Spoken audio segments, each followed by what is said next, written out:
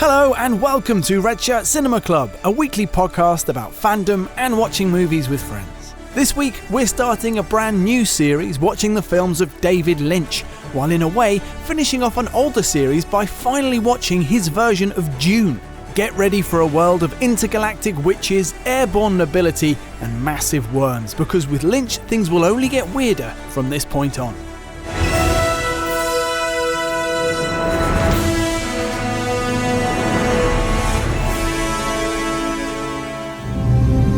A beginning is a very delicate time. Know then that it is the year 10,191. In this time, the most precious substance in the universe is the spice melange. The spice extends life. The spice exists on only one planet in the entire universe. The planet is Arrakis, also known as Dune. You are about to enter a world where the unexpected, many dangers exist on Arrakis. the unknown, An incredible secret has been kept on this planet. and the unbelievable meet. I see two great houses feuding. Where kingdoms are built on earth that moves. We have worm sign the likes of which even God has never seen. And skies are filled with fire. The prophecy which will cleanse the universe and bring us out of darkness. Where a young warrior is called upon to free his people. A world that holds creation's greatest treasure. He who controls the spice controls the universe. And greatest terrors. A world where the mighty This is genocide.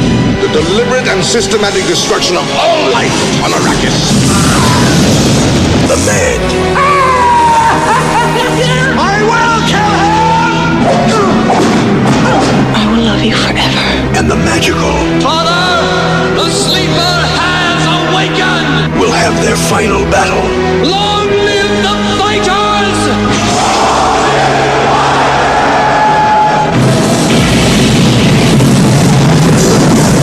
Do not show the slightest pity or mercy!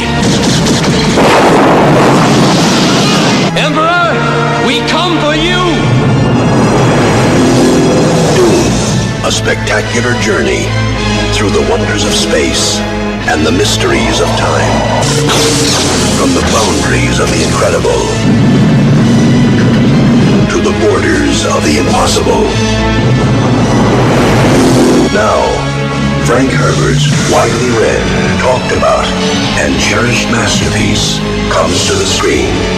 Dino De Laurentiis presents Dune, a world beyond your experience, beyond your imagination. Hello and welcome back to Red Shirt Cinema Club. I am your host, the sleeper pressing snooze when he really must awaken, Nathan Dighton, and I'm joined today by malfunctioning mentat, Robert Pearson. Hello. And big worm, David Jackson. You're back. It's good to be back. How great. It could have been so much worse. What were you expecting? Yes, I thought I'd forgotten how to podcast, and now I remember. Right. Just get beaten. Did you listen to any of the episodes whilst you were away? Don't ask I that. did. I'm halfway really? through The Desolation of Smaug. Oh. So, yeah, 1.5 episodes. Like in. Rob was for 10 years. Yeah. I really enjoyed, Rob, your anecdote about the thunderous sound of urine after After the Mad Max? Yeah. I watched Mad Max with you. I wondered if I was part of that cacophony. Were you there as well? Yeah, in America. Yeah. Yeah, God, if everyone forgets. I knew that you've been to see Mad Max with Rob in America. You must have come to the toilet with me after the film. Do you not Why, remember? why must I have? Because that's what people do after you've seen a film. You go to the toilet. Everyone needs the toilet after a movie. Well, that's true. Unless you're one of those people who goes during the movie, which I can't be. No. I mean, the occasion that it's happened, I've been embarrassed and annoyed at myself that I've maybe missed something. Can't believe you don't remember the Thunder Piss. You guys are really bringing down the tone of my David Lynch memorial fucking podcast. Jesus Christ. I've got a long intro. Okay, which fantastic. actually I'm going to find difficult to read. You started it by calling me a big worm. So. I did call you a big worm, it's true. So we're doing Dune. We're doing Dune for a few reasons.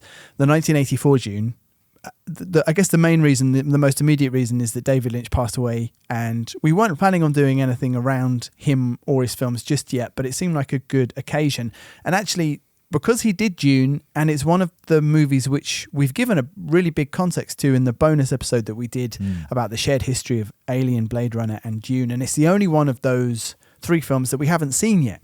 So in a way, actually, it's the perfect way into this world of David Lynch, and it's a very Red Shirt Cinema Club way of approaching his works as well. It is his third film, that you should know. And I guess, so having had that history from the how did Dune get made, how did it not get made first, and then how did it get made, just a little bit of an introduction to David Lynch for you two. Yeah. And also, let's start by asking, how much of David Lynch have you seen apart from Dune, obviously, which we've all watched now? So, Dave. I've seen Blue Velvet. Oh. I actually remember messaging you about it a couple of years ago. Only seen it once. And I feel like this is absolutely sacrilege, but I feel like I've seen some of Mulholland Drive. Oh, wow. But I'm not sure if that is what I've seen. But I've been meaning to ask you, does it feature at any point like a kind of plague? Is there a plague of frogs? Oh, no, I think you might have seen Magnolia. I've seen Magnolia. The Paul Thomas Anderson. Anderson I haven't seen all of it. movie. I've seen some of it. Yeah. So yeah, I haven't seen. I think that's it. I'm sure I've probably seen some more David Lynch. I've never seen Twin Peaks. Always wanted to see it. I've heard lots of. That's the thing I'm most excited about going it and rewatching. But yeah, Blue Velvet is the only movie that we're planning to watch that I have seen. You've seen Lost Highway as well, because I have, and I really enjoyed Lost Highway. That's actually a good sign. What about you, Rob? I've seen the first season of Twin Peaks, and I have seen the spin-off movie Twin Peaks Fire Walk with Me. Yeah. What a combo those things are. Not at the same time. No. I saw the film first whilst I was at university many years, like 20 years ago now. Yeah. And I saw the first season of Twin Peaks maybe 10 years ago when it was available on Now TV, and I just saw it as a thing. Oh, I should watch that. The film is so different from the TV series, and I can't imagine what it must have been like watching it first. I remember absolutely nothing about it other than I didn't enjoy it. Great. The series, I enjoyed the season 1 of Twin Peaks. Interesting that you've already seen it, and I think our plan with Twin Peaks when we get there in a few weeks is to watch as many episodes as we can. That first season, I think, is 7 episodes long, so I'm going to try and watch the whole thing in that week, but we'll see how we go. And to get back onto the introduction, so as we heard, the producer in our old episodes, the producer who tried to put that initial version of Dune together, first of all, it was Alejandro Jodorowsky was trying to make it. And then the rights passed to Dino De Laurentiis, who was an Italian filmmaker who had just started to make films in Hollywood in the 1970s. The first director he tried to get to make it was Ridley Scott, who then went immediately and made Blade Runner. And then the director that he got to replace Ridley Scott was David Lynch. So who is David Lynch? Previous to this, in 1984, when Dune comes out, David Lynch is the first director that we're doing a little series about. Yeah. Which is something which we had planned to do, like I said, maybe not planned to do quite so quickly. In many ways, though, it's not really a surprise to me, because David Lynch is probably the director I feel most connected to. It's interesting that we're a podcast about fandom, and I realise that I have really ambivalent feelings about my fandom with David Lynch. Would I call myself a fan? I'm not sure. I know quite a lot about David Lynch. I keep on banging on about we should have a bingo card about mentions of my unfinished PhD, but David Lynch was one of the people that I was studying the works of, along with Peter Jackson and a few other people. He was my favourite of all the people that I studied. The things of his which I connected with and enjoyed, I enjoy more than most things. And then there's quite a lot which I just don't really connect with or enjoy at all, which is why I wouldn't necessarily describe myself as a fan. And if I am a fan, I'm a bit of a spiky one. I don't like all of his films. I don't like talking to people who really like his films. And I often find that over examination of his work leaves me incredibly frustrated. I don't like telling people what I think about the films particularly. Interesting to do a podcast series about it. Yeah. And I feel like there's a mystery and an ambiguity there which is best left preserved. And so that's interesting. But try not to be gatekeepy about it too. Let's see how we get on. Mm-hmm. So David Lynch, in a sentence, what are your preconceptions about David Lynch, Rob? He makes weird stuff. He made that really cool, weird PlayStation advert. Yeah, he did. And he makes intriguing stuff. I've always wanted to watch his films, but just for whatever reason, never got around to it. That weird guy. What about you, Dave? Yeah, I guess weird is probably the word I was going to use, and maybe divisive.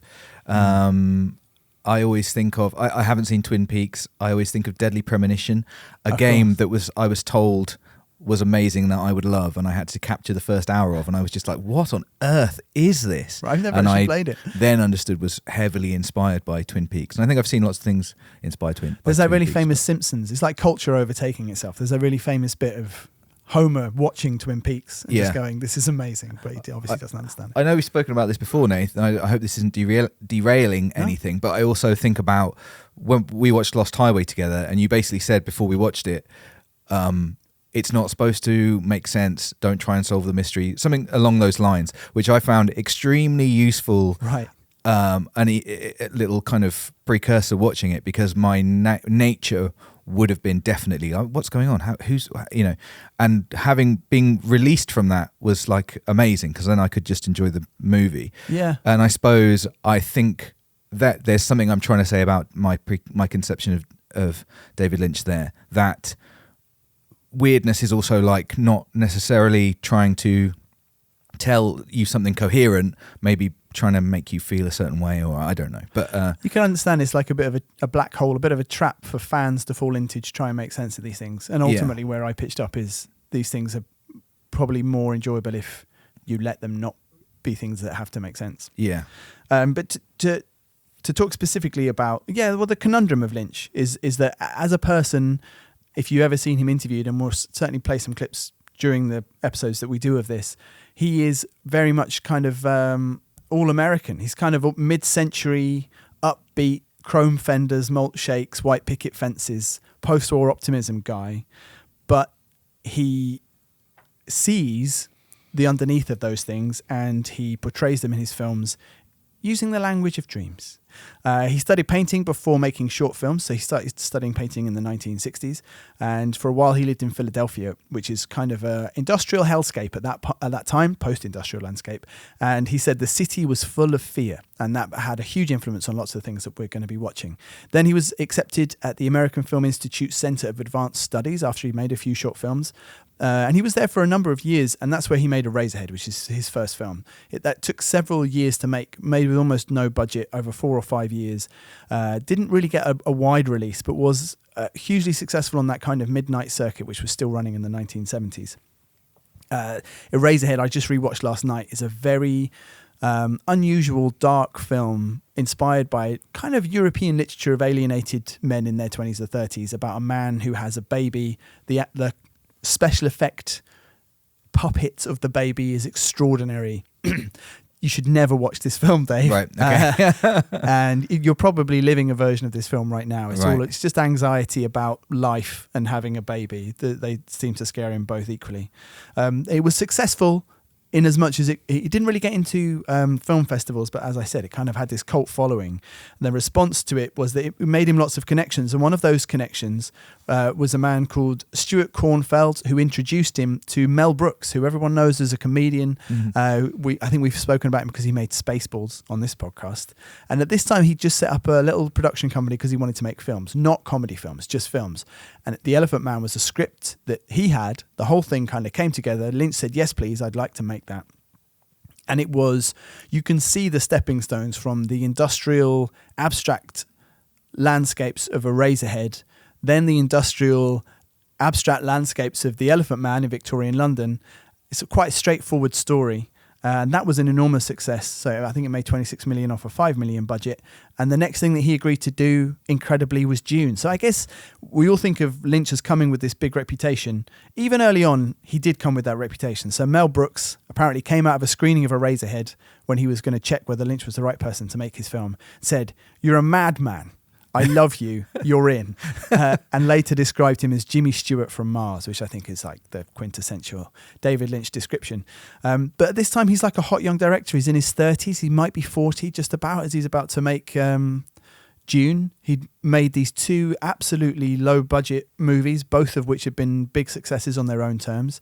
He isn't the character that we know now who's made all these strange films about kind of repressed sex and violence in suburban America. And this is where we come to Dune. So that's enough introduction. There are parallels maybe between his profile before making Dune and Peter Jackson's profile before making The Lord of the Rings.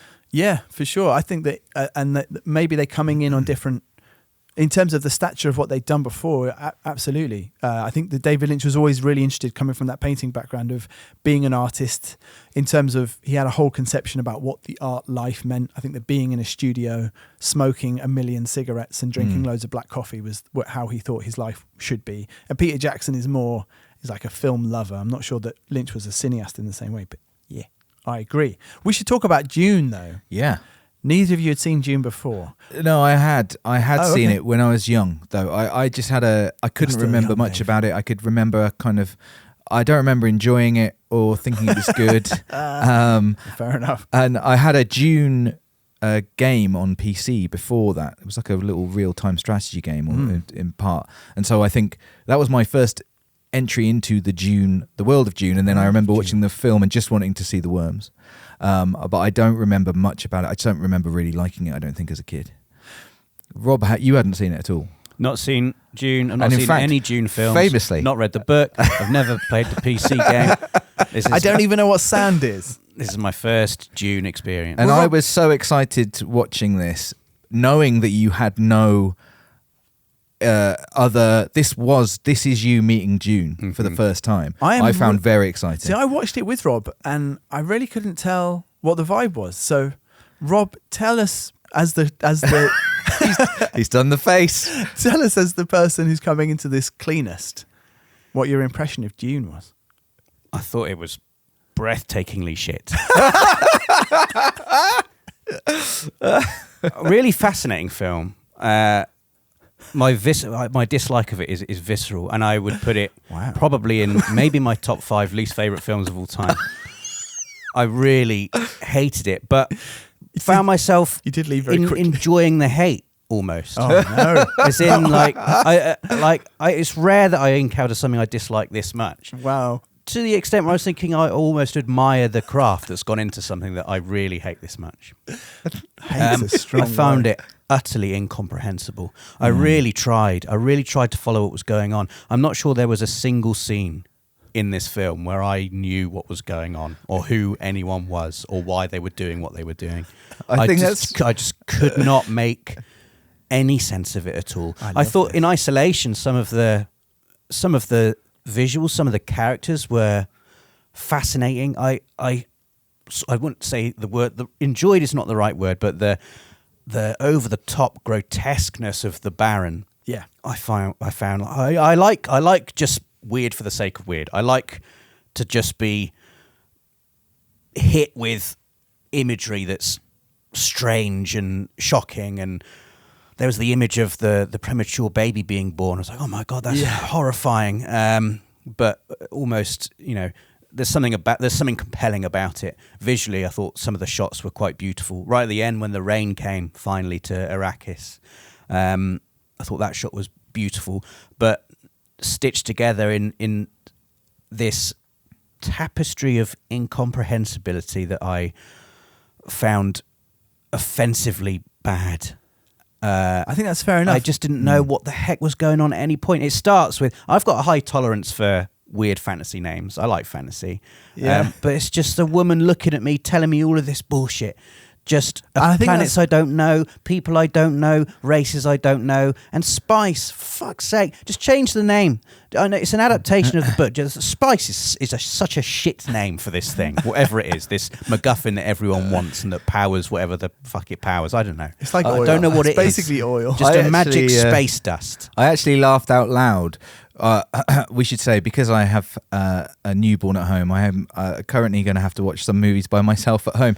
And I actually laughed out loud watching this movie when I reheard the term Kwisatz Haderach for the first time. Just because I thought of Rob. It was almost like I was being poked in the face. Try not to laugh listening to this shit. They were just really bringing it out their ass every scene. But a lot of the. It's also funny that you had no idea what was going on any time, because I thought that one of the things you'd say about this movie, not you, I would say about it, is that it could also be called Exposition the movie. Yeah, because there is so much explaining all the time. Of I was trying. This is not a criticism of you. It was like I was sitting in a science class and they would just teach me. It just wasn't going in. Nothing was going in. I was trying so hard. I was like, oh yeah, there's going to be an exam on this tomorrow. The guys with the bushy eyebrows, is that a race, or is it just some guys got bushy eyebrows? Why have some people got blue eyes? I don't know. It's funny. Yeah, it's funny you should say it, because the first scene, I think, with Princess Irulan, yes, I think that is added because they were like, no one's going to understand. Is she the child?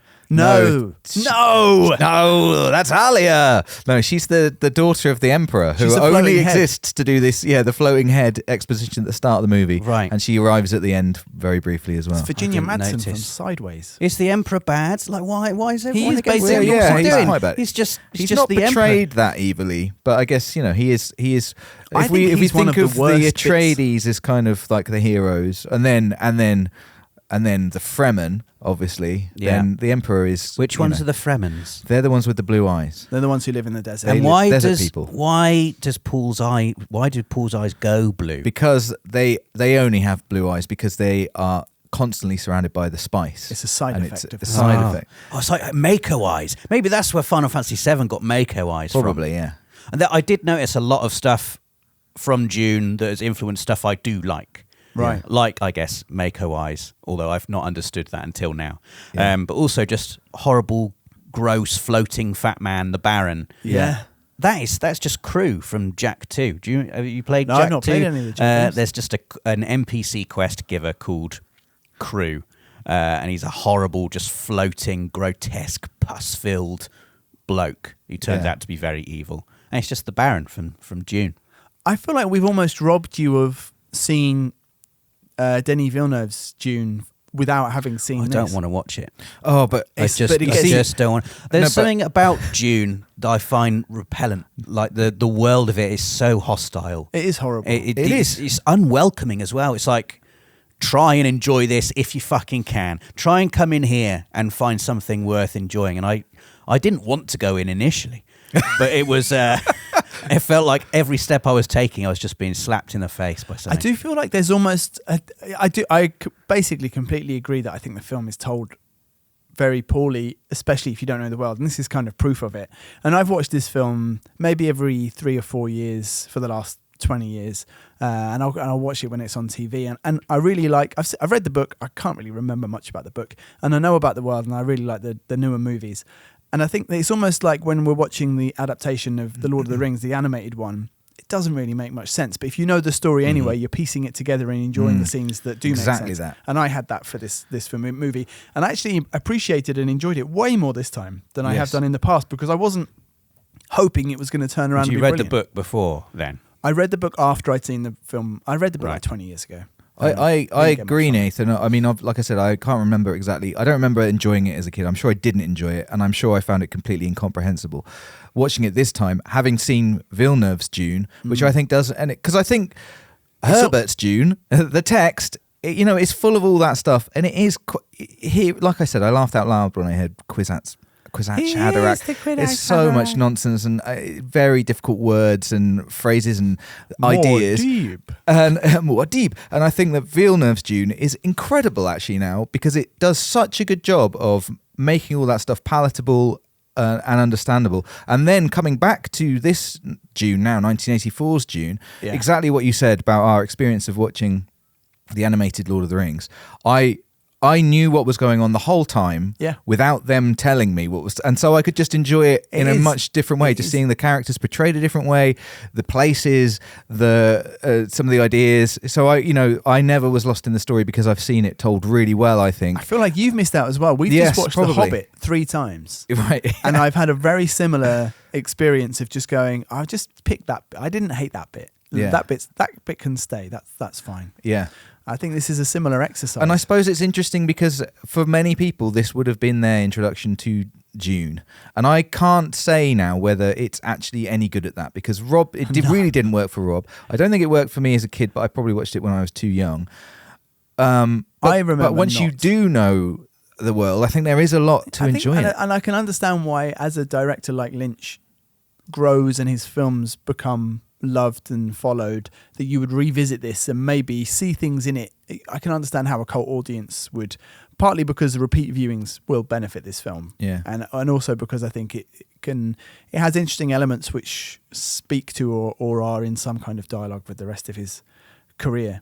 But I don't blame you at all, Rob. And it's a bit of a shame because I feel like it's got, I don't know, I can't really remember if it's in the book, but there is like, you can almost put a Game of Thrones style template on the story and the machinations going on here in terms of the Emperor is, there's a Landsrat, which is like a big council of all the ruling houses across the galaxy. And he is using one house to take out another house. Like House Atreides has developed these weapons. He doesn't really like it and he sees it as a threat. So he's made a deal with the Harkonnens to move off the one planet, but then invade the... Which ones are the Harkonnens? The Baron. The super evil guys. Right. The ginger guys. Sting. Patrick Stewart is... He's good. He's in the Atreides. He's House Atreides. House. Yeah. And Paul is like a prince of the Atreides house. Exactly. Yeah. But gets stranded on Arrakis and makes friends with the Fremens. Yes. So it's and becomes like their... Like he's some kind of prophesized ultimate being who can do lots of stuff. Exactly. And in the book... I believe, which again I don't really remember or understand. I think the stuff about the prophecy and the messianic element, is treated quite cynically. And I think that they have this prophecy, and he both realizes that he is stepping into it, but there's consequences of it are awful, and he kind of does it anyway. He knows that billions of people are going to die if he goes along this path, and he kind of accepts it anyway. And I think there's quite a lot of sort of philosophical debate about the nature of those kind of figures, and I think that's what a lot of people connect to, and that isn't really, everyone's just like, and there was a reign of happiness and peace forever, and it rains and everyone's kind of chill. So I think that stuff is basically lost. Kind of just skipping through some bits chronologically though, the bits that I enjoy the most, I actually thought the first 20 minutes, half an hour was way more solid than I remember. Maybe again because a little bit of knowledge goes a long way. And I thought you had that Princess Aurelian. I mean, every time you've got like just a semi-transparent superimposed head giving you exposition, you're in a bad spot. But the bit after that, which is like a hard start, I think it would have been the open to the film, was a secret report from within the guild. That was cool. It's like, what's the secret report? What's going on? And the space... this is the mad thing. I think you'd love all these ideas. The Space Navigators Guild is like a faction within the world who dominate intergalactic travel. And the Spice has expanded their consciousness in such a way that they are able to physically fold space. Oh, please, they've got to call it something else. What's wrong with spice? Why do you have a problem with spice? Because it's like Jimmy at Five's some point spices. they're like, they say allspice. I'm like, I cook with that. Like, it's Five silly. spice. It's like calling it the oregano. Just it call kinda it something works. different. Just adapt it. Just call it something else, please. Okay. That's but it is the called one spice. time I wanted a silly fantasy word was Right. for the spice. Right. They've just gone with spice. And also, his name's Paul. Yeah, I know. Well, what about biblical Duncan though, isn't Idaho? it? What about Duncan Idaho? That's Duncan a good Idaho name. is a crazy name to have in this context. Who's Duncan Idaho? Duncan's very in it the very soldier. little. It's like, hi Duncan. Oh, you're going to Arrakis It's always ahead. like the guy that he really idolizes. Yeah.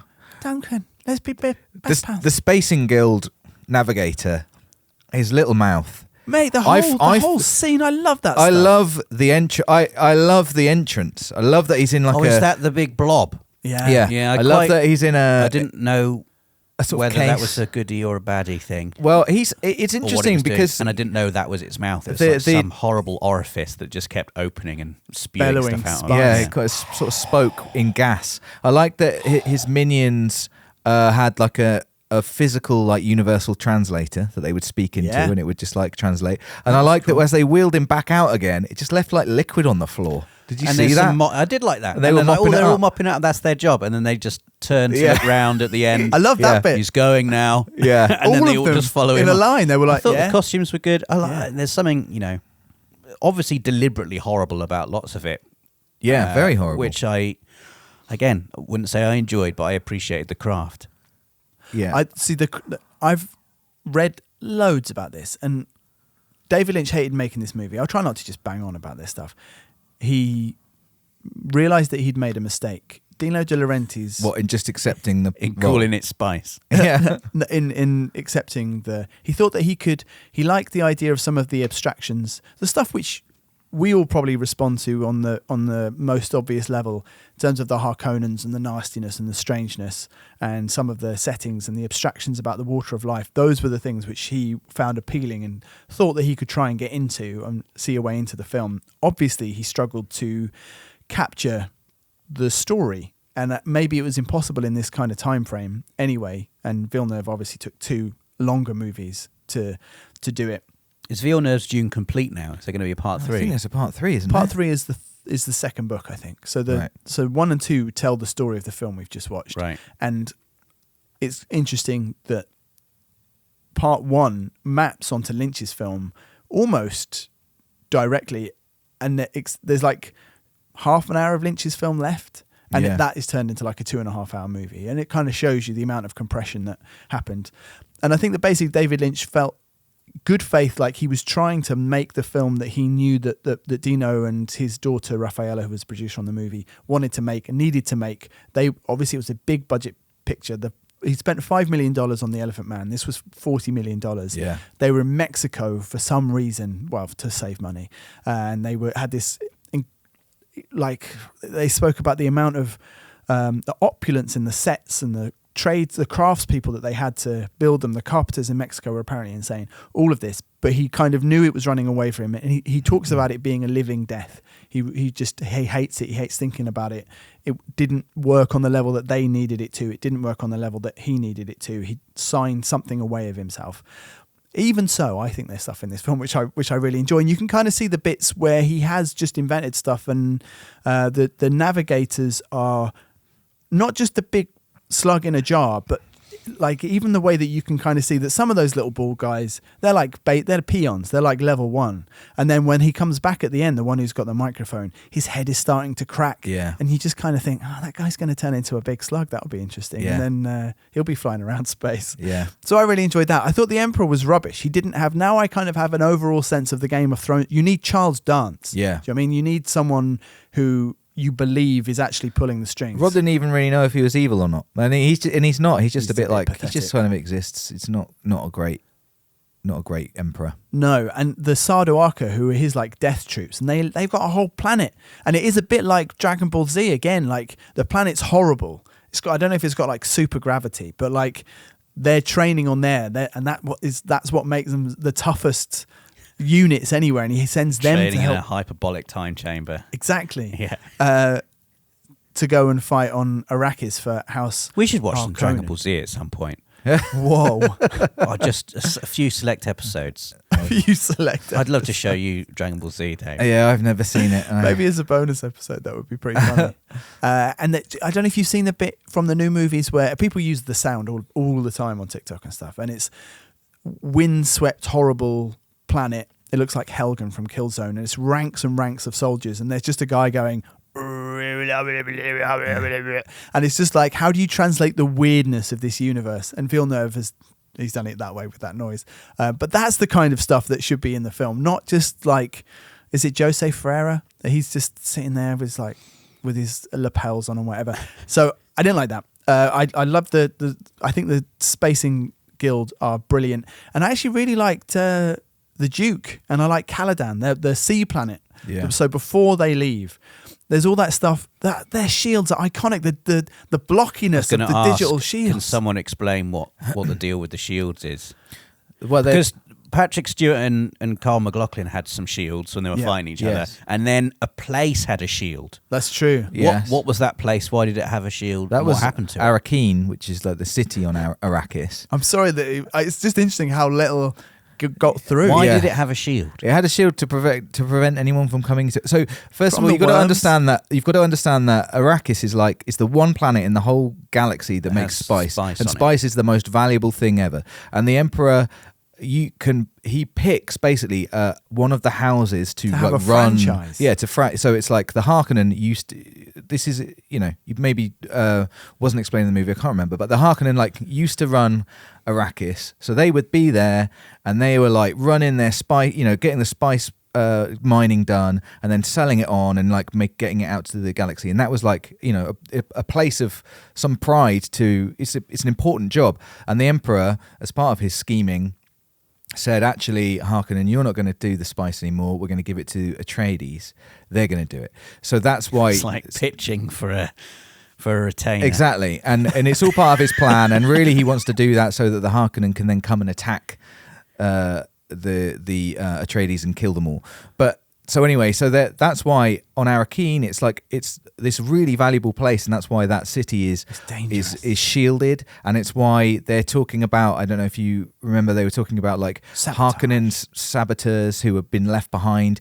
There are suicide soldiers and things, I think, who were left in the city. So the Atreides turn up to this city that used to have their enemy living in it, which they've been ordered to leave so that they can come, but they've left behind lots of little nasty surprises and things. Did any scenes that we watched in this film happen inside this place? Yes, almost all of the stuff on the sand planet on Dune was in Arrakeen. If it's if it's indoors. Is that where Max von Sydow was? Yeah, that's where he met them with the ornithopter behind him. He's got a great voice, hasn't he? Max von Sydow, probably the best voice ever. And Dean Stockwell is Dr. Yui. He's the he's a, what do you call it? A traitor. He's against his will, but he's been he's infiltrated the Atreides, or he's been made to by the Harkonnen. Yeah, he's been compromised, and he is the one who turns off the shield. That's why the Harkonnen are able to come and attack. Because the shield is very, very important, and it shouldn't. This podcast has just become very, very slowly explaining the events of the film. Is he the one who gave the king the gas tooth? Yes, but also killed the king. Well, sort of. He kind of made it possible that he died, but also gave him a way to then kill the Baron. I'm very annoyed, Nath, at us that we didn't ask Rob to do a short synopsis of this movie. I was dreading you doing it. It would have been amazing. I would not have been able to do it. I physically would not have been able to do it. There was a comment on the Patreon, actually, which was, I can't wait to see Rob try to synopsize. Unfortunately, Rob, I've never been more determined to make you watch the Denis Villeneuve movies. I just don't want to. I know, but I'm sorry. They really don't want to. They're really quite good. Well, it's going to happen at some point. We'll run out of films at some point. One day it's going to happen. And I think you're going to enjoy it very much. I don't like this universe. But I don't like any of the people in it. Coming back to the shields. Zendaya? It's weird that they train in the shields and then they never use them in actual combat. Yes, it is weird. But the idea is that a slow blade can get through the shield, which I like that idea. It is cool. It will repel things which come at it like quickly. that liquid that actually exists. But a bullet you can stand on it. If you can run on it, you can't stand on it. Doesn't a bullet get through? No, a very slow moving bullet. That's the thing. It's like a... What? That's cool. I think it drills. Yeah, it's one that kills Duncan, isn't it? It's like a nail that just gradually works its way through. Duncan doesn't get out of the way of it though, and he's got time. It's like for ages. It's like that's going to get through your shield. And there was the scene with the box, which I remember because we filmed a spoof of it in one of the Friday features. Yes, the Gom Jabbar. Yeah.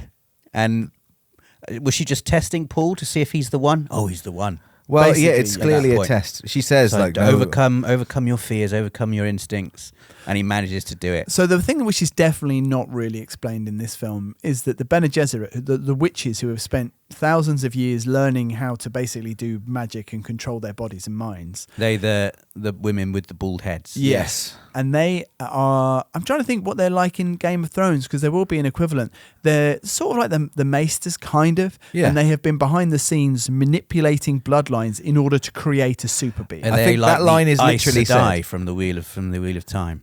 Is that A little yes, bit like yes, the they're Aes Sedai. exactly like the Aes Sedai, and they are in that same way really only loyal to themselves, and they do send people to court. They are the Aes Sedai from Right. Yeah. That line is literally said, by the way. I do think this is all in the movie. If you've got to pay massive attention in it, it's just if you But blink, even then, it's you're gone. like, what? How would you do that? She's like, What's going Jessica, on? you know we've been manipulating bloodlines for years to create the Kwisatz Haderach, and you're like, what? Wait, what was that? And as part of that, so she's basically been sent there like an Aes Sedai, and she was told, do not give Duke Leto a child. Right. And No, she a was son. like, yeah, and she was like, I will though. I will. I love him. Yeah. And so was she the same one who was there at the end? The one that did the box test? Was she there with the Emperor at the end? Yeah, she's like the and she tried to do a spell, but Paul was like better at the spells. Exactly. He used the voice. And I liked that. And I liked voice. that as an idea. And talking about how much it is like the Aes Sedai in Wheel of Time, men doing it is forbidden. And that's why she's so horrified. So basically, this is where Robert Jordan got all his ideas from. It does seem increasingly that way. Yes. There's nothing original. No. Apart from Dune. And the Lord of the Rings. That's And it, yeah. obviously, like the Sand Planet, it's just ripped off for Star Wars as well. Yeah. You shut up. And I guess the analog is, we're talking about kind of the Harkonnen coming in or just spice production, very much like a colonial setup for an oil. It's in the desert. It's like, it's this thing which makes all of our transport go. It's just oil. And it's, I guess, similar to, imagine like the East India Company going in and having the contracts to run oil fields or tobacco fields or whatever bad thing they were doing. And then it being swapped over and, like a Russian company or a French company or a Dutch or whatever doing it. Well, I really like that scene with the shields. Anybody really like Patrick Stewart in this film? What about his mullet? That was fucking S tier. You can't not enjoy Patrick Stewart. Rob, in it. you should grow a mullet like that. Oh God, no! Awful. Come on, It'd be it'd be awful. so good. You could run into battle with a small dog shouting for Duke Leto. Yeah, that was a brilliant. The use of dogs was unusual. How I much thought. time passed between him meeting Paul Atreides again? Because when they finally 2 years. And what had he been doing? He was just like he'd been surviving on the planet. Well, think so. surviving. They said because when the Fremen attack, they say, "Oh, it's actually just a group of raiders." We thought it was the Harkonnen. Right. So I guess he's just like in a little raiding party who's left behind. Who's like, Paul is just really powerful, just really strong, and he says to the Fremens, "I'm going to teach you how to fight like me using the weirding way." There's a lot more. And from then on, it just seems just incredibly easy for the incredibly powerful Paul Atreides to just win. At no point is there any peril. They just kick everyone's ass. I was thinking, I don't think you see a Fremen die. Even I was like, like on top of the worm, they're getting shot at. They've tamed the worms. They're just riding the worms because they can use the weirding way. Yeah. And I like how that was a bit Trump. I was going to say you sounded like Trump there. They tamed the worms. They used the riding the worms. Fantastic worms. And they've got guns that they use to focus the power of the weirding way. Yes. And they use their voices like ammo. Hey, pa, pa, pa, and just shouting, and it's like they're reloading their voices as well. Yes, that is true. And then there is a moment where one of them is holding the weirding way and just says Paul's name, Mordeep. Yeah. Excuse me, Mordeep, and then realizes that is actually a killing word. Yes. And so a bit of sound energy comes out of his gun. He accidentally blows up a bit of rock. And he says to himself, "My name is a killing word." I love the bits of voiceover. They're the whispering. They're so good. He will know Why your ways, does he even though choose, he was not born to them. when he can just kill with a word, why does he choose to fight Sting with a knife? I think Just to show that he can? out of a sense of fairness in combat. Sting looked great. That scene where he came out just with those fancy sci-fi underpants. Sting does yoga. He looked like just a god. He looked like a statue of a Roman god brought to life. Yeah, but otherwise just standing there. Otherwise bad in this film, I thought. Terrible. Well, he's not an actor, is he? Well, apparently not. He was an actor. He's in Radio 1 around this same time. I Radio really love what? Radio 1. It's a movie about driving from London to I thought Bristol. there was something Roy Batty-esque about Sting in this film. Yeah. Maybe not quite as powerful as Rutger Hauer, but I think there's something has been lost in the direction or whatever, but I think him as a presence and a charisma, I thought he was genuinely something going on. And like you said, like he looks fucking great. Silent Sting, pretty good. Every time he spoke, I was like, well, lunatic face, silent sting. Yeah. He's an alien. And also, was the Baron?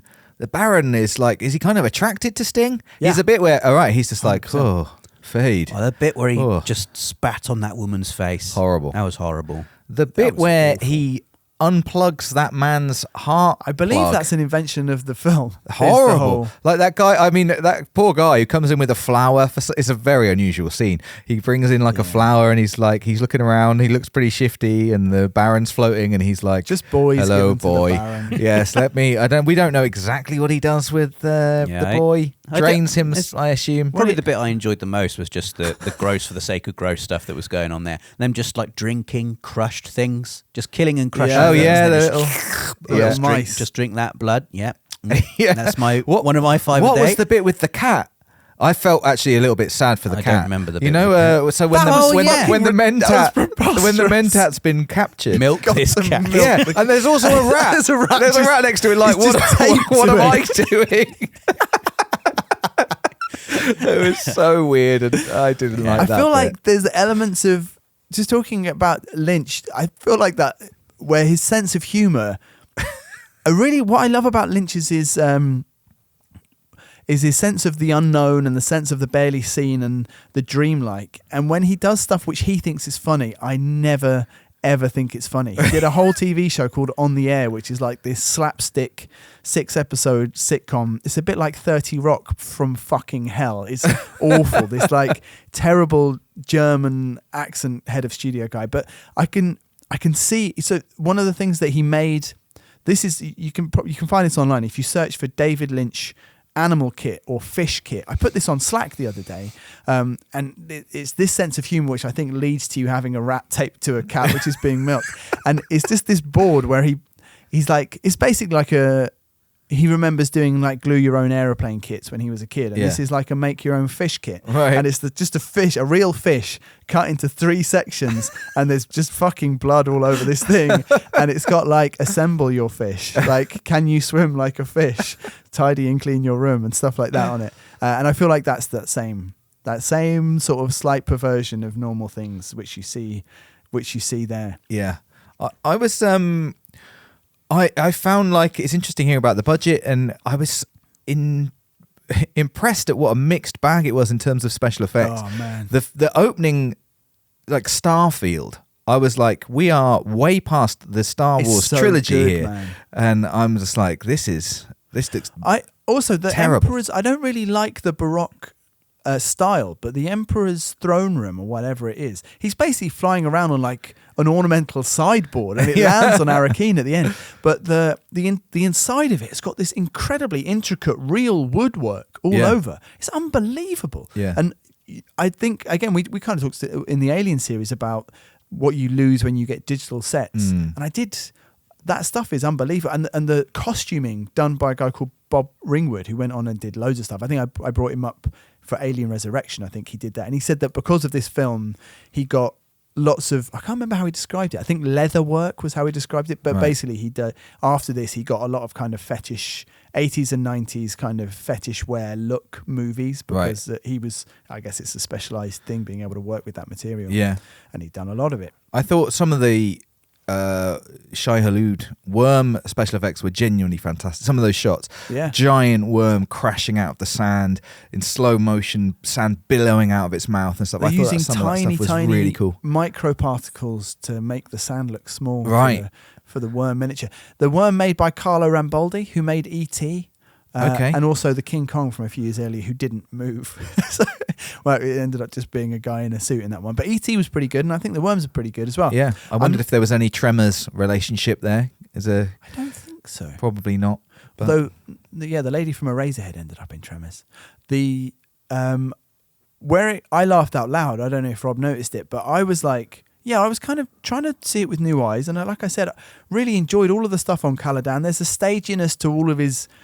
we should talk about Kyle MacLachlan in a sec. But the special effect where I laughed out loud was them folding space and go, and the worm, the navigator, just is in this huge cavern. Yeah, floats up to a rectangle, spits planets. Fucking looks terrible. It looked really bad. Yeah, and at that point, I was like, oh no, they jumped whatever shark. Just don't show it. If you can't show it, don't show it. Yeah. What do you think of Carl McLachlan? This is Carl McLachlan's first ever movie, and he has since become, for a while, synonymous with Lynch because of two of the things that we're going to watch. And I think that deployed properly, he's incredible. But he also has now just become he's almost like a sitcom-y or soapy melodramatic edge to him. Did you guys watch the Fallout series? Yes. He's in the Fallout. Yeah, I was going to bring that up.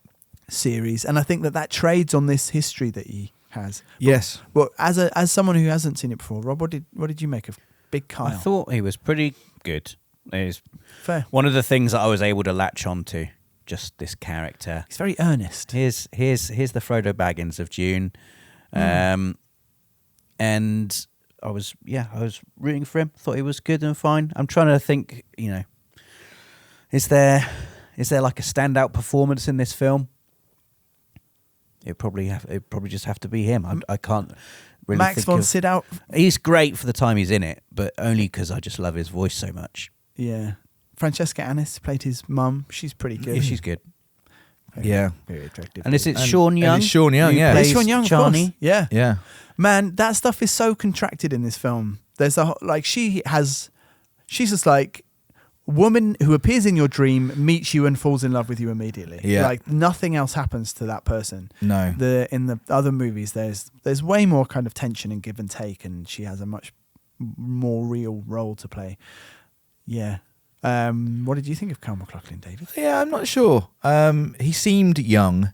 I felt like, and a bit naive, and I think it's a very difficult role. And again, like there's difficult words and ideas like to portray. Like you have to, I think it's much easier to be like a Baron Harkonnen in this movie, where you're just you're weird and outlandish and strange, and you can just be crazy. Whereas he's trying to be, like you said, like a very earnest. He's the most, probably, the most, the character that we should most associate with as the audience. Also, obviously, he's also the good guy. He's the hero, and he's existing in this weird world as a kind of quite normal man. And I think I think that's a very difficult role. And I think he did. I don't think it's bad at all. I don't know if it's very good. And I just got a kind of young naivety from him. I think naivety, which is endearing. It's hard, isn't it? Because you're supposed to be playing. It's like an impossible role. You're supposed to be playing somebody who ascends to godhood, essentially. Yes, and he, over the next few books, that's literally what happens. I do think I bought that evolution. He does start off, I suppose, as very naive and young, and he does become he does find his feet. I got an arc from him. There was that bit where the acting, where they all come into his room and he doesn't turn around. He's like, I know who it is. I know it is you. Yeah. And he says, well, you should have turned around. It could have been imitated. I would have known the difference. Yeah. I feel like this has become a movie I've seen enough that it's ridiculous. It's like probably people who really like the Star Wars prequels. You know what I mean, I love this movie even though it's ridiculous. That was I think that was the bit where I decided it was exposition, the movie as well, because he's just and it's interesting you said about them adding that scene at the start, or that they probably did, because this seems like, again, because he's just studying. Yeah, he's just right. like, let's just look at some of the big planets around. So they make spice on Arrakis. And then he's just thinking to himself, and again, that's where you first, because that internal dialogue is a big part of this movie. Everybody's whispering to themselves, and I didn't understand whether that was a power or not, or whether we were listening to just people's thoughts. I think we're just listening to people's thoughts, although it is there's a similarity to the voice sometimes, where people or the Bene Gesserit can talk to each other without speaking. So sometimes you'll see one of the witches talk to another one just by looking at them, and it sounds like it could be in her internal dialogue. It's a little bit confusing. But I assumed like, a little bit that is I don't know. This film. Nath, someone, I know we always bang on about the books, but like I didn't know whether that was a very like kind of Lynch thing, as in like we're going to hear what the characters are thinking to help the audience, or was it something that's more in the book, where, because obviously in books you get so much. I think a lot of it's taken from the books. It's information which is in the books, and it's a fairly inelegant way of putting it in the film. And Yeah. I think that it shows that the script was really struggling. Yeah. Yeah. There's so much to fit in. Again, you said about Denis Villeneuve taking 2 films to do what Lynch had to do in one. Yeah. I don't know I don't think anyone could achieve it, really. There's way too much. And if you're coming fresh to this universe, it's so nonsensical. There are so many characters and relationships to understand. And It becomes just a reeling off of events. I think it's such a strange choice for a movie, in a way. As in, and I don't know exactly if we talked about that, but just, why De Laurentiis was like, why choose Dune. to make Dune? I don't know. I think Dune was quite big so Carl McLachlan, for instance, had read it and loved it, and I think that it had a bit of cultural cachet. And it's the Star Wars effect. Wars. Yeah, definitely. And the Star Trek effect. That's happening. Of course. Everyone's like, wow, yeah, we need sci-fi. We've got to somehow match the Wrath of Khan. Because it's so, but compared to like a Star Wars, which is so simple, black and white, good guy, bad guy, but it's so much more adult. And I'm going to say I'm not sure that Dino De Laurentiis operates on that level. Right. I think that he just thinks big property, it's in space. David, you make me a big movie. Yeah. We'll make millions of dollars together. Yes. And that was not what happened. Not exactly what happened, unfortunately. Of his 3 mentors, Dean Stockwell plays Dr. Yui. Yeah. You've got Picard there as Gurney. And Freddie Jones plays Thufir Hawat. And you asked about the Mentats. They do have a planet of their own, but I think they're taught. They're human computers. The guys with stains on their lips and big eyebrows. Right. And obviously we haven't... Brad Dourif as well. Oh, yeah. Being evil again in this film. That's 3 now. That's... Piter. Yeah. He's been Grima Wormtongue, he's been Insane Scientist in Resurrection, and now he's been Piter de Vries in Dune. What a career. Brilliant career. And I love that stuff. His litany is amazing. I can't remember what he says about drinking the potion. Set my mind in motion. The lips become stain, the stains become a warning. It is by will alone I set my mind in motion. I feel like I've said that on my way to like exams and stuff. Yeah. Like, come on, we've got to go. Freddie Jones is your man from The Detectorist. That's his dad. That's all I wanted to say about that. That's why I brought that up. Oh, really? I didn't know that. Toby Jones's dad. Toby Jones's dad is the guy with the big eyebrows who gets a heart plug installed into you. Oh. And Wow. He's also in The Elephant Man.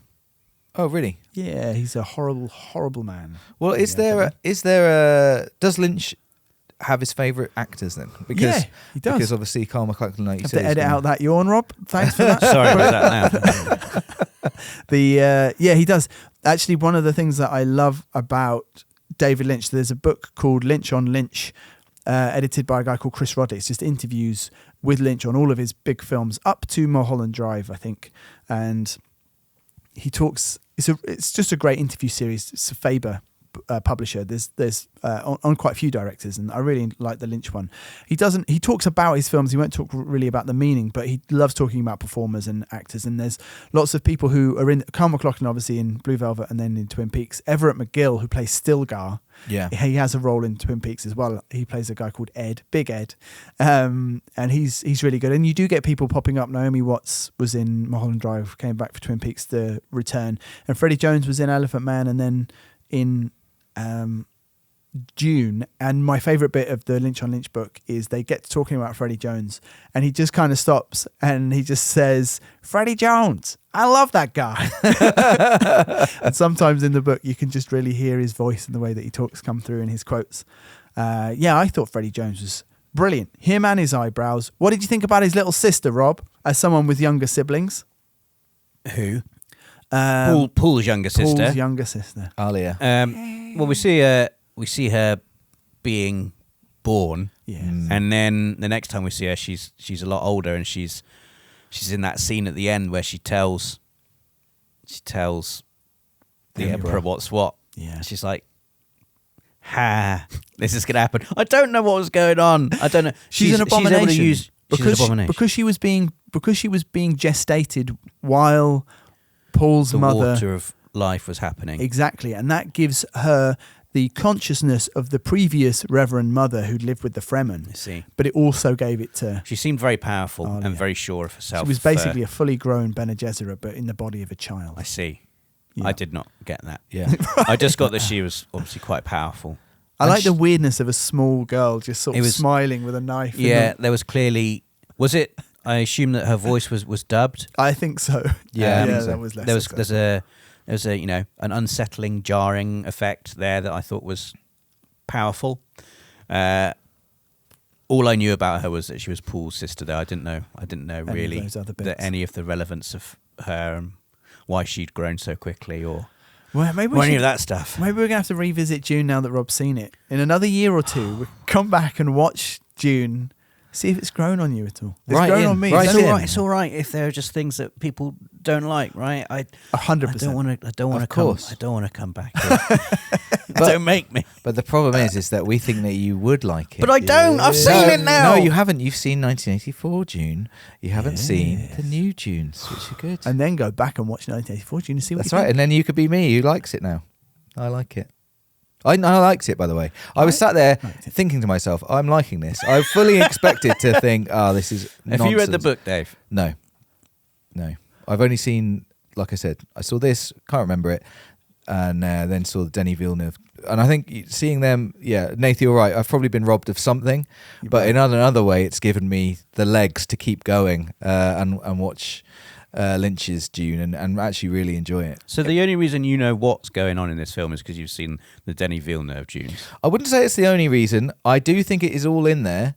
I do think that there is a lot, and it does. Like I said, Denis Villeneuve's got 2 movies to do what Lynch did in 1. So it is packed, and it is exposition the movie because there's so much to tell you. But you know all of the words like Bene Gesserit. I still don't know what that is. I've also Aes Sedai. I've The also Aes Sedai. Right. with Nath and some other friends played a Dune board game.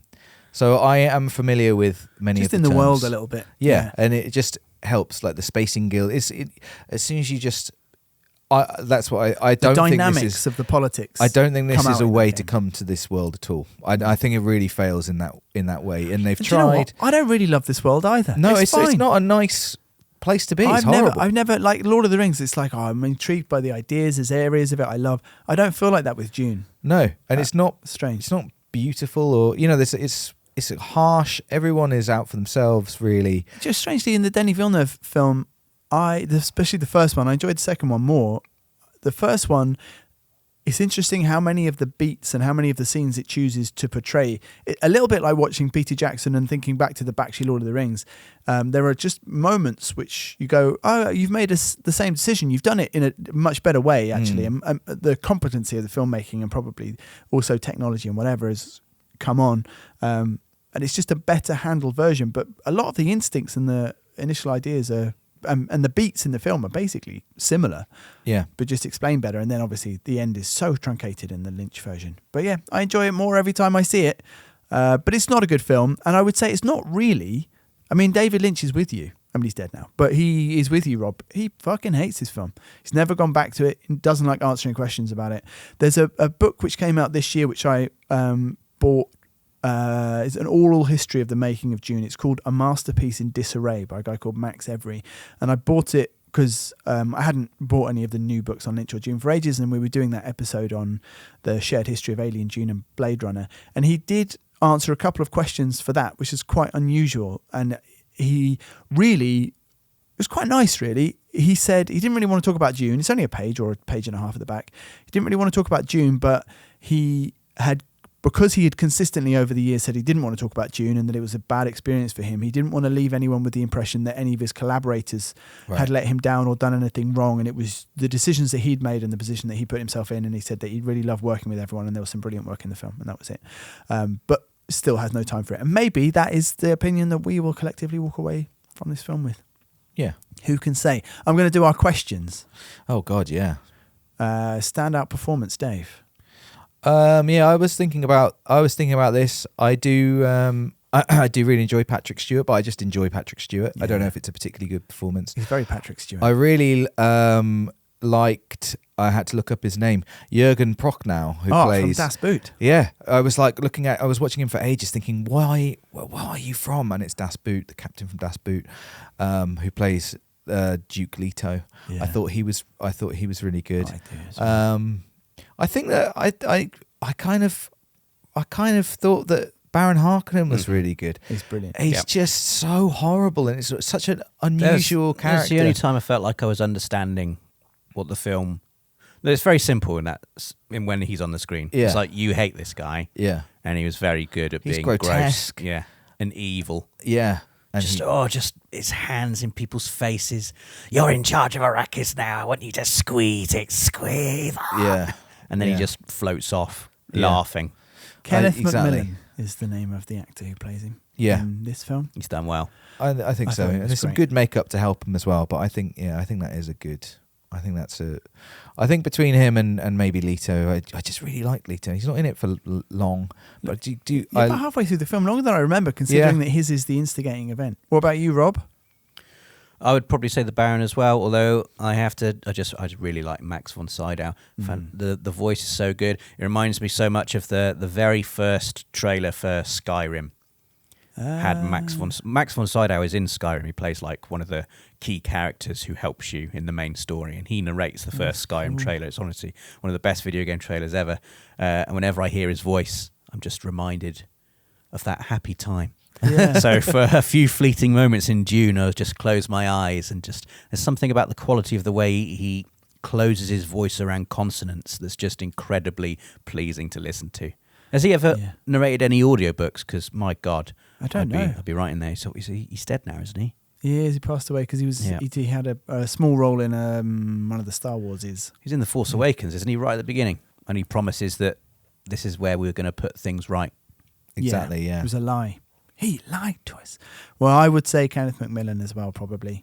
Although I did also enjoy Jürgen. Big Jürgs. Yeah. Standout scene, Rob? I would go with the box scene because I understood what was going on. It was a small scene where I understood what the danger was. Take your hand out of this box and you're going to die. Yeah. A lot of peril going on. Tons of peril. Poor Kyle MacLachlan. He's got it feels like his hand's burning off. And I just imagined how impossibly hard that would be. That would be like saying to someone, okay, put your hand on the hob of this oven. And if you remove your hand, you die. And he's scared to look at it afterwards as well. That's terrifying. What a terrifying thought. I thought her dialogue was horrible as well. She sort of like described the flesh slipping off his hand and stuff. Just something very unnerving and uncanny about the voice and how it's portrayed. I thought it was done quite well, where the compellingness of it, the voice is spoken, and then the echo of it just sort of like hangs and reverberates in the air, compelling you forward, and he was trying to resist it and couldn't. Do you know there's bits? It just makes me realise that there's bits like with stuff that you watch over the course of several years and is a bit silly, but you've got affection for. There's loads of little bits of this film which I just love, even though I know they're a bit campy or trash. Everett McGill saying "more deep," I just love that. What does that even mean? Or at the end when the Reverend Mother is like, when he tells her to be quiet, and she's like, "Ah!" and she falls backwards. That was good. Also, I like the first worm scene.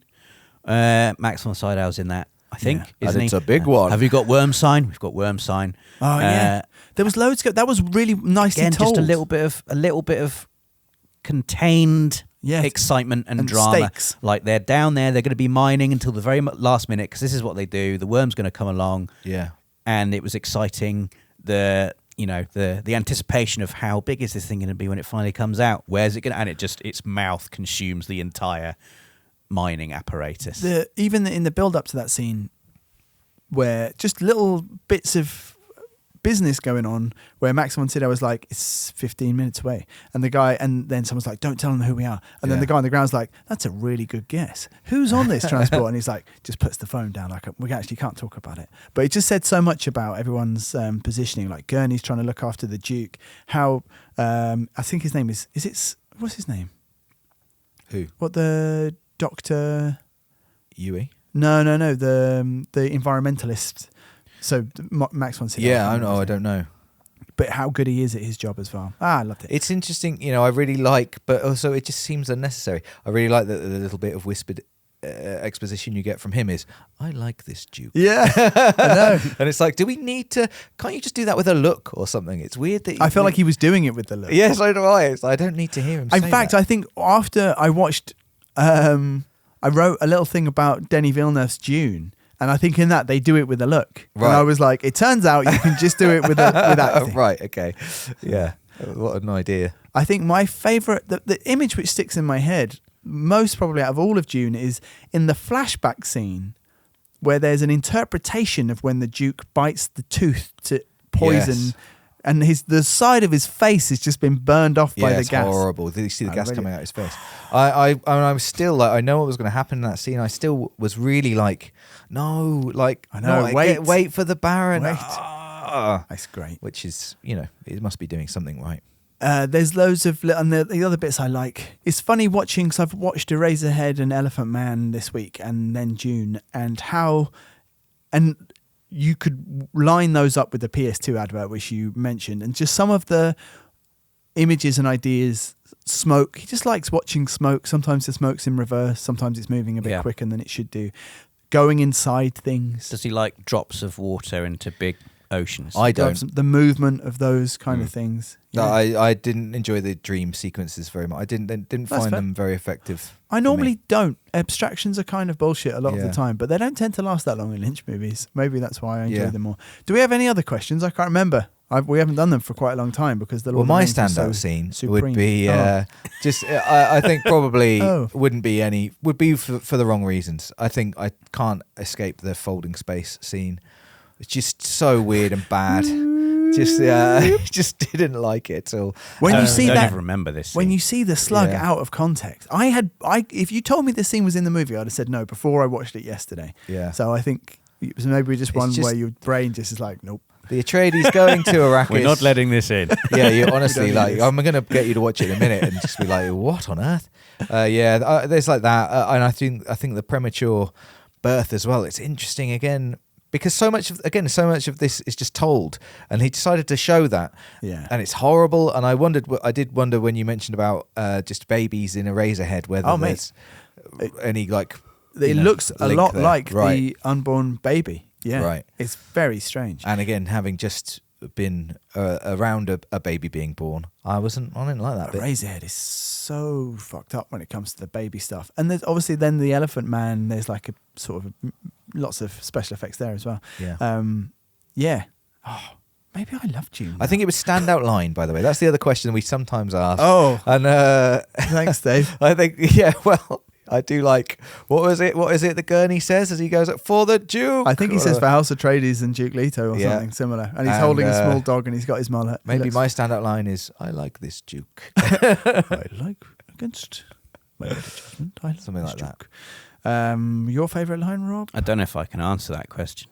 Rob, I always struggle with this. I really struggled to remember specific lines. It's easy. If we were watching Jurassic Park, you'd have 18 answers. Yeah. When you've not seen a movie before, it is and especially when it contains lines like, we've been controlling the bloodlines to create the Kwisatz Haderach. You're like, I don't know. The Kwisatz Haderach. What's that again? The Kwisatz Haderach. That's what Paul Atreides is. He's the that's the him. ultimate being kind of thing. It's like he Jesus becomes Christ. The Kwisatz He is the Haderach. Christ. The Kwisatz Haderach. Just call him the one. The one. The chosen one. I think that's what it means in Fremen. Yeah, in Fremen, it's the Fremen for the chosen one. In the new one, they have this whole thing where some of the Fremen don't really believe it and some do, and his mum goes a bit rogue and is really trying to make this cult happen. And there's one guy who's like his John the Baptist who I think that might be Stilgar in there. It is Stilgar, yeah. And he just fucking loves him. And every time he does something good, he's like, yeah, it's fucking Paul. This is so cool. There's that bit where Max von Sydow's character notices that he's wearing his suit in a certain way. I love that. Desert fashion. He's wearing it in the way that we wear it, and he doesn't even realise. Yeah. And then he remembers a line from the prophecy, Yes, and he right. thinks to himself, maybe he is the He one. will come to because he's our- wearing his shirt. Yeah, Like The correct I do. desert way. style. The- And I couldn't see what the difference was. No, looking I at was the looking other, for I was the going, difference. They've really ironed over a nuance there because Max von Sydow isn't even a Fremen. He's someone who's just been in there for a long time. That's right, yeah. Anyway, so Dune was released in December 1984. 1984, an incredible year for science fiction, as we've already discussed. Starman, other movies. And it lost money. You'll be astonished to know. So it was made by Dino De Laurentiis independently, but sold, or maybe in combination with Universal Pictures in the States, and then he sold it internationally, pre-sold it. So I think Dino made money, right? But everybody else, Dino looked after Dino. Everybody else lost money. He always talks about that, but it's difficult to see how the film itself could have done well. Roger Ebert gave it 1 star. Ouch. And said, "This movie is a real mess. An incomprehensible, ugly, unstructured, pointless exercise into the murky realms of one of the most confusing screenplays of all time." It's hard to argue with that. It's hard to argue with that. And Janet Maslin, who we've also heard from before in the New York Times, says several of the characters in Dune are psychic, which puts them in the unique position of being able to understand what's going on in the movie. Excellent, yeah. And there ends Dune. The interesting thing, the reason I said that, the reason for watching Dune is because it completes our. That's why it was so hard to make, everyone. Yeah. You know that, and this is we've talked about almost films that don't get made, films that get made and then have got different cuts. So like Blade Runner and like Alien, Dune would end up with another cut. Obviously, loads of stuff had been chopped. Loads of stuff wasn't filmed. That's what David Lynch eventually said. I can't put together my version of Dune because I didn't do those shots. I was already making those decisions, which stopped it from being my film while we were in production. But there was quite a lot of material which was taken out. And Universal did make, or MCA did make, a TV version a few years later, which increased the length quite significantly. I think to 3 or 3.5 hours. Blimey. Maybe an hour of extra footage. Lots of it is very poorly put together. It's not really mixed properly, and it's got some repeated shots. But it just gave it this ongoing momentum of there's another version here somewhere. There are fan edits in the same way that there are with some other movies. And then later on, there was a mini-series made, and I guess a little bit on the Sci-Fi Channel, and then Denis Villeneuve's movie. So when I talked previously about Denis Villeneuve, is just like going back through these things which are hard to make. Shit, you want me to make Blade Runner? Fuck yeah, I'll make Blade Runner. I'll do a sequel. It'll be brilliant. You want me to do Dune? This is how you make Dune.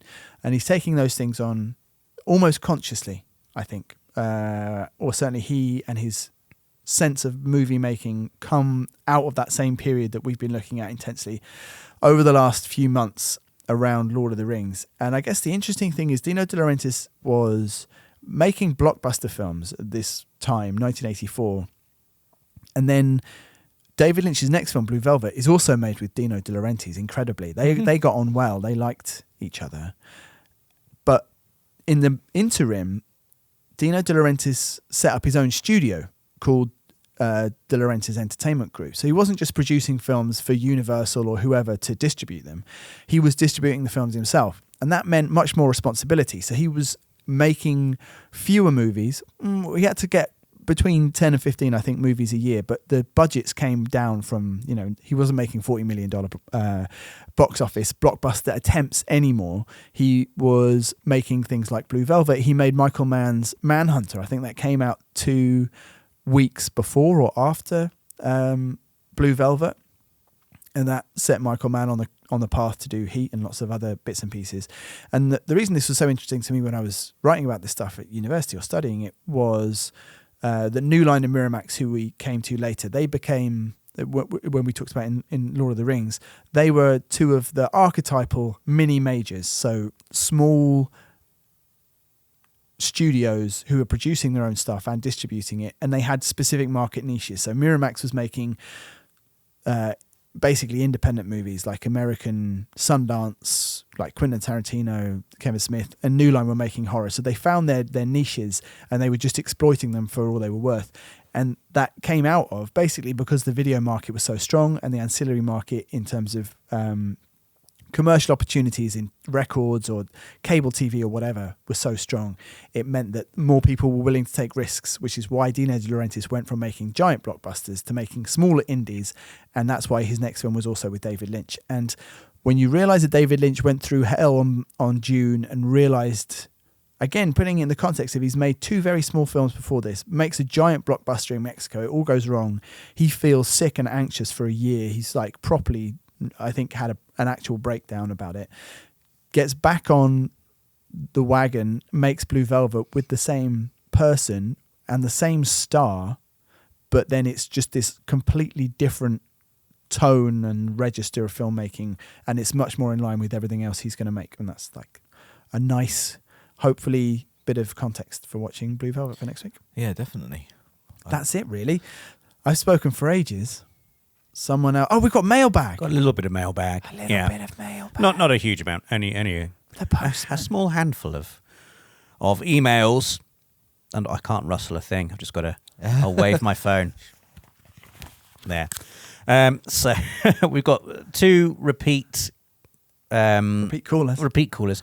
Tommy Tornston, just because Big Tommy T, who is continuing to educate us in the ways of the elves, and we were talking about respawning elves. We were in the previous episode and what the rules are about elves respawning, and we didn't quite understand what Tommy Tornston was saying, and he is. Right, clarified followed up for us. Thanks, mate. He says, I was a little unclear when I touched on the immortality of the elves.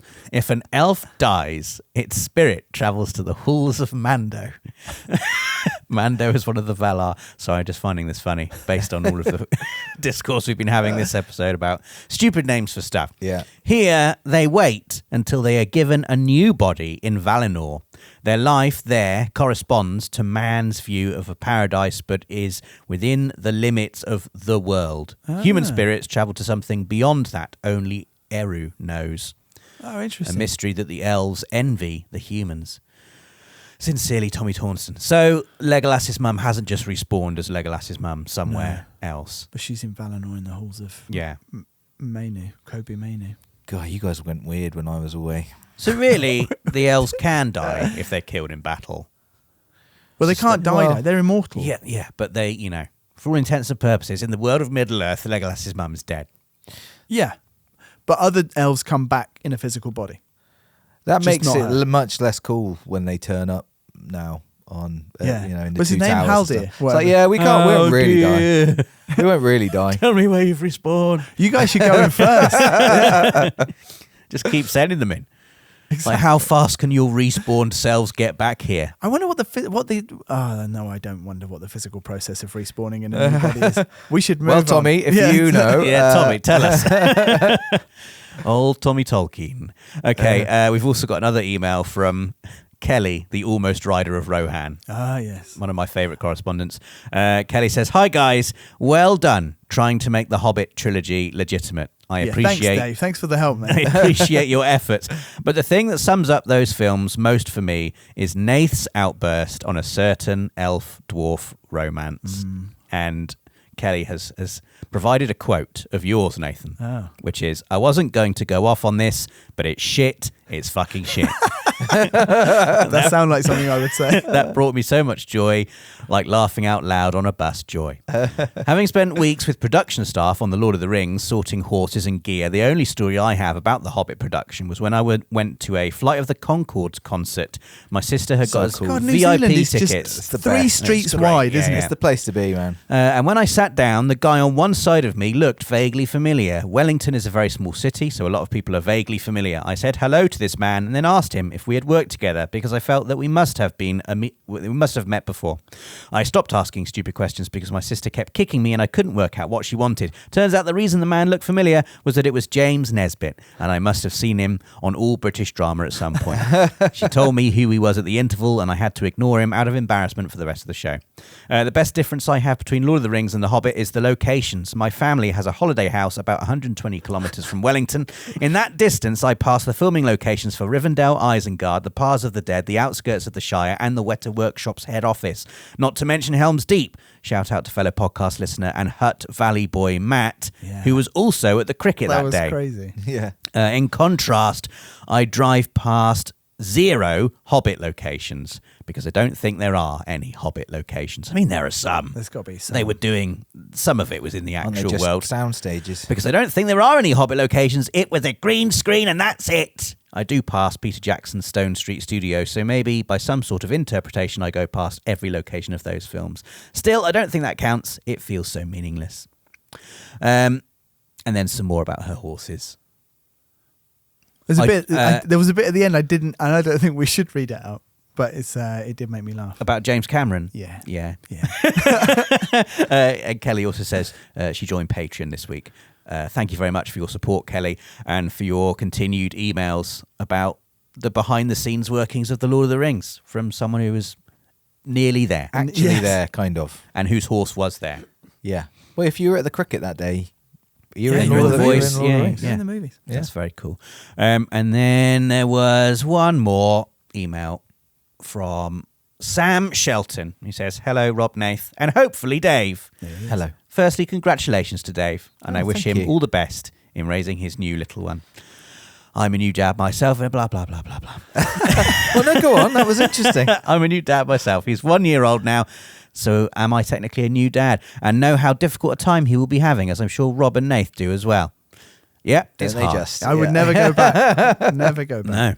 No. I'm a long-time lurker of Access and the podcast since you guys started and have loved every episode. My wife and I regularly discuss the topics that come up on the podcast and have watched along with you, myself a Doctor Who fan, showing them to my wife, a non-fan, and her showing me Star Trek, which has passed me by. I've just been listening to your episode on the Desolation of Smaug, where you discuss the idea of the book being a holy grail against which everything is compared and maligned if not done correctly, and it made me reflect on what I am currently doing. Reacher Season 3 is due out on Amazon soon. An amazing series done brilliantly, and I decided to read the book that this season is going to be based off. I did this with the first 2 seasons as well, the main purpose being to see where they have differed from the plot points in the book. Your conversation has made me think and put into perspective why I have been doing this in a way that I have never considered before. And without delving too deeply into my own psyche, as this email is already longer than I had planned it to be, I just wanted to let you know of the influence you have had on me, and I'm sure so many others with your discussions. In relation to the actual episodes on The Hobbit, generally I am a fan of the films. I enjoy them very much, particularly when they expand on the wider world, looking at Gandalf going to Dol Guldur. However, I do agree with a lot of your points on the pointlessness of the romance, lake town scenes, and physics-defying elves. All that to say, I'm loving the podcast. Keep up the good work, and I hope to hear Dave's dulcet tones again soon. Though paternity leave is woefully inadequate, so I hope he gets as much time off as he needs. No, he's back now. Yeah, he's back. He's back. All the best from Sam. Oh, and if you could give a shout out to my wife Lucy and son Zach, if you read this email, I would be eternally grateful. Hello Lucy, hello Zach, and thank you Sam for your email. You've been shouted out. You have. It's interesting about Reacher. I watched the first 2 seasons of Reacher. I've not seen Reacher. It's funny. I understand the books are kind of really just great kind of airport solid adventure's not the right word, really readable kind of action, and unputdownable, that's the word, the quote that gets put on these books. A real page turner. And I enjoyed the series, but I stopped watching it in the end because it just seemed like fast food in a way. It's like, and that's baked into the books, where Reacher is just the biggest man in the world. And he's just tougher than everybody. He's smarter than everybody else as well, but he's also he just punches everyone and he wins every fight, and he's smarter than everyone in every conversation and in every little scenario. And I kind of thought, like, whose power fantasy is this? And I shouldn't let it be mine. Just what if I was really big and clever? Who plays Reacher in Reacher? Just a really giant ex-footballer. Oh, okay. Yeah. He's pretty good, to be fair. With that and some other book adaptations. What's the one with John Krasinski? Oh, that's the Tom Clancy. Right.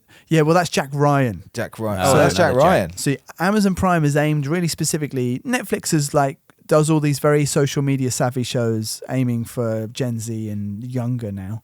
And Amazon Prime does a little bit of that, but it's also very clearly gone, do you know who pays for Prime? A lot of it is dads. Yeah. And what we should get is dads in middle America who love being 7 feet tall and punching people. Yeah. And also just Tom Clancy. So they've got, like, the idea that they've got 2 series like Jack R. 2 big guys called Jack. I love that. It has always been a bit of a shower thought of mine that, like, what if you were just impossibly and infinitely physically strong?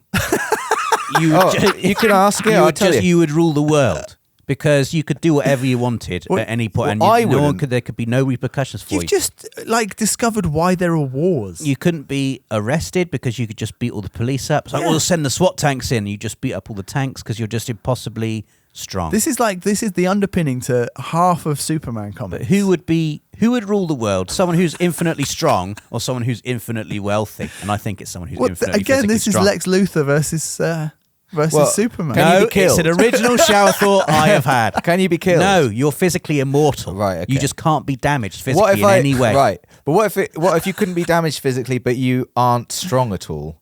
You know, you're quite weak. But Just you are regular. also really strong. You know, I know, but I'm adding a new question. I'm questioning you. I don't know. For one episode, you're not strong anymore. Imagine What if you were happens just in like that me, episode? like weak but couldn't die. I'd do nothing with that. And can you even do anything You'd have with to that? outlast everyone, but you could play the stock market. You know, I would use this power in traffic confrontations. If someone for God's cuts sake. me up and beeps, actually, no. You just pick their car up. Yeah, pick their car. It's funny enough. Right in the field. I've imagined all the time. I'm sure we all do this, but I imagine blinking people out of existence. Oh my God. One of the worst things I think you can do The non-existence gun. is when if I stop to let you past and you don't acknowledge it, all I'm looking for is a finger. And I find this as bad if you've stopped to let me pass and I say thank you with my hand and there's no reaction whatsoever. I blink you out of existence. I'm not sure. I'm one of those drivers. That's not a blink. All you got to do, literally, all you got to do is just raise a finger. You don't even have to make eye contact. You just go yeah. Well, let's play this No now, worries. right? I'm waiting. There's a car in front of me. I'm waiting so you can come through. Okay. So you come through and do what you would do, Thank you. and I would be like, "That's correct," and then I would just carry on driving. But you see, you slightly nodded. That's okay. I'm not looking. I'm not for nodding at you. I'm nodding at yes, correct. Yeah, I understand. That you've gone out of your way there, and I need to thank you. I owe you nothing in that situation. I Nothing. just think it's polite. It is polite. If someone Yeah. says thank you, I say, oh, no worries, You acknowledge the thing. or whatever. Do you know what I also thought is that when I was younger, I remember really just wanting to be out in the world, just being polite to people. Used to enjoy interactions where I got a chance to say thank you or to help somebody, just hoping that they. And over the time now, it's like if I open the door for someone and they don't, I'm ready to just be angry at them. And I will open the door. If you don't fucking say thank you, I'm going to be furious. Oh, don't worry about it. Yes. How have I become that guy? Yeah, it's bad. Like I struggle with. The other day, I caught someone's eye and they smiled at me. Oh no. And I wasn't prepared for it, and so I'd already looked away. And then it was too late to look back and acknowledge the smile. So this person probably, what a dick. Yeah. I smiled at that person, and he just looked away. Maybe he recognised you as well. I love if you just tried to correct it. You just looked away. Wait, did you smile at me? You'd started smiling and then looked back whilst smiling. That would have been so weird and brilliant. I do have trouble with this. I've had situations before where people have spoken to me as well, and I've not realised that they're speaking to me for a little bit too long. Yeah. To the point where it'd be awkward if I then spoke to them. So then you do ignore them. And this was at a work event. This happened to me once. So there's someone out there who thinks I'm probably just horrible. I mean, maybe I am a little bit. I but didn't just blank horrible, you. rude. I half blanked you because it would have been too awkward to unblank and you I'm by too, the time I realised. and I'm too just socially awkward to just say, "Oh, I'm really sorry. Were you speaking to me?" Just I was, somewhere else. I was in my own little world. Sorry, I just didn't say that either. And then I think about saying that, and then that's like 30 seconds off, and then it'd be really. That's happened to me. I assume people aren't speaking to me, so then when someone is, I can get caught off guard because I'm like, what you need to do is, if you're speaking to me, the first word needs to be Rob. Well, if Yeah. someone doesn't So I know know. who you are, though, that's difficult, isn't it? If it's someone on the street, yeah, they could guess. oi, Yeah. you didn't acknowledge me. I don't know how we've started talking about this. No, well, it's It was your brilliant shower thought of Yeah. being the strongest man in the world. I think it was Lynch's Dune. I think it's led us down this path. Well, do you know, There's that lots is of thinking basically there. what happens to Paul. And Yeah? the consequences for humanity are they're Grave. pretty dire. Yeah. They're pretty dire. Absolutely. I think he has a son who turns into a worm. Yeah. Loads of weird stuff happens. Yeah. Doesn't he liberate all the Fremens? They Just all seem Fremen. He takes them on a crusade, a religious crusade. on top of the big sandworms. They seem to be doing all right. He takes over the entire... I mean, like in the following books, he takes over whole planets and systems. Is Arrakis green now that the rains come? No, I'm not sure that... I feel like the rain is taken out of some fan edits because it's not supposed to rain. Also, the end of Fremen had loads of water anyway. They're like, yeah, we've got tons. We don't really need it. I felt like that was a bit Total Recall, wasn't it? Yeah. It was like, we're going to I've not seen Total transform... Recall. Oh. So I don't say yes then. Yeah. Well, I went, yeah, I've not seen Total Recall. I immediately told you. Big See, change. That's me being polite, just being nice. Big change of pace next week as we get into Blue Velvet. In the meantime, one of us will be writing a newsletter, which is a week or so late. The Civilian Observer will be out before the end of the month. Just looking at Rob. Yeah, I said it's me. No, end of the month though. That's good. That's happening. And yeah, we're entering proper David Lynch territory with Blue Velvet. If you do want to catch up and watch Eraserhead and the Elephant Man, good luck finding Eraserhead. That's is not available on streaming, but you can buy the DVD. And Elephant Man is on Amazon Prime. It's easy to find.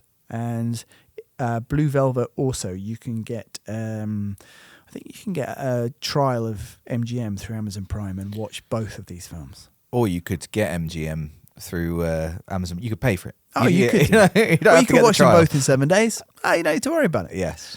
So you could do that. You'll have to guess what Nath and I are doing to watch these films. And yeah, thanks very much for watching. It's great to have Dave back. It's very, very good to be here. I've really enjoyed it. And we'll see you again next week. Goodbye. You've been listening to Red Shirt Cinema Club. If you're enjoying the podcast and would like to receive 2 exclusive episodes per month, please consider supporting us on Patreon. Just check the link in the description. We'd also love to hear from you. Email us at redshirtcinemaclub@gmail.com or follow us on social media. We'll be back with another episode next Monday.